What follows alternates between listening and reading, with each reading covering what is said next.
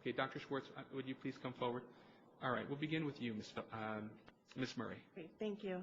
Good afternoon. My name is Mary Murray, and from May 6, 2005 until December 19, 2008, I managed the volunteer program at Whitman Walker Clinic. Ms. Murray, could you just pull the mic a little closer to you, please? Thank you.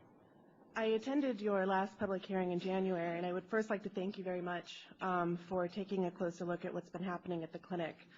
I want to make it clear that I wholeheartedly support the mission of the clinic. I was hesitant to come forward and speak initially because I continue to volunteer and do some contract work with the clinic, and I really hate to jeopardize that opportunity. But my position as volunteer program manager, which for a period of time fell under the supervision of human resources, put me in a position to witness actions at the clinic that I need to share. I would like to make a couple of points today regarding the disconnect I see between what the clinic says and what the clinic does. I'm not sure how much of this is a simple lack of awareness on their part or how much is purposely misleading. During the hearing in January, I was surprised to hear Don say that there were 800 active volunteers at the clinic. This was an accurate count in 2005 before Don shifted the emphasis away from them. However, as of mid-December 2008, I would say that that number is actually closer to about 150. Even counting the one-time volunteers such as for AIDS Walk, that number still would not reach 800. It was disheartening to hear this, not just because it was misleading, but because it demonstrates how out of the loop Don is regarding the clinic's role in the community. I also want to bring a few employment practices to light. In my position within the Human Resources Department, I was able to view inappropriate actions taken by Don and by the Director of HR and Executive Team Member Greg Kantak. Since my time is limited, I want to just mention a few of them today.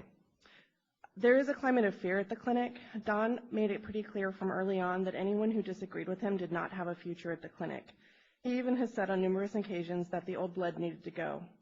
He butted heads with Dr. Shiliad, an internationally recognized HIV specialist, and soon after that, Dr. Shiliad was fired, an act that demoralized both patients and staff alike. That firing also resulted in the resignation of Dr. Luke Johnson, another respected HIV specialist. The clinic then went without a medical director for 2 years. A great irony since the clinic is supposedly moving to a medical model and cutting so many non-medical services. During an all-staff meeting, Don had thanked Roberta Geidner-Antonetti for stepping up to the task of running the clinic during a very difficult time for her personally. Her husband, Robert, had been diagnosed with pancreatic cancer, and he ultimately succumbed to the disease. And then after that, he promptly fired her, right after she returned from bereavement leave.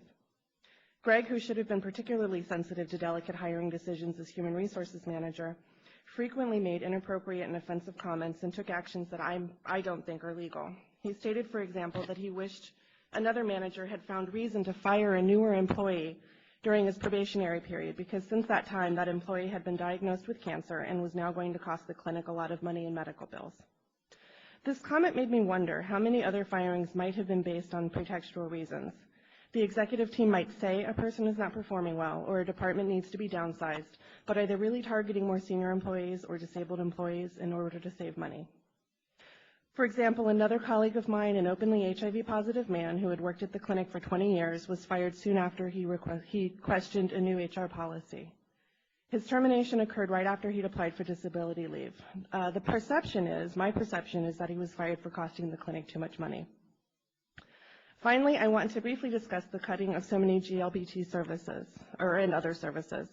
I have not seen evidence that many of the changes that have been made are really client-centered. There has certainly been a lack of coordination when the clinic implements change. During the January 2008 layoffs, when the entire case management department was fired and escorted off the premises, the executive team mailed letters to clients, many of whom were homeless, letting them know that they no longer had a case manager at the clinic. I was repurposed during this time and spent 6 weeks answering calls from scared and angry clients. It was really heartbreaking. There's no telling how many clients fell through the cracks. In a city that has, as you more than 12 times the national average in new HIV infections, Don decided in early 2008 to eliminate the prevention and education team. The mobile testing vans were curbed for a period of time, and the vibrant volunteer-driven outreach program Man to Man was cut. Lesbian Services Program, another volunteer-driven program that boasts more than 18 support groups, a buddy program for chronically ill homebound women, and a lesbian health clinic, has all but disappeared. To my knowledge, a few of the groups are still meeting, but the program itself has been shut down. The food bank closed its doors December 12, 2008. I understand that only a portion of the clients the food bank served had been transitioned into other area food banks. I worry about the clients who no longer have nutritional assistance. I would really like to see the clinic's reputation return to what it once was in the community. I'm not sure that with the current executive team in place this is actually going to be possible, but I sincerely hope that the board will select new leadership to get the clinic back on the right track. Thank you.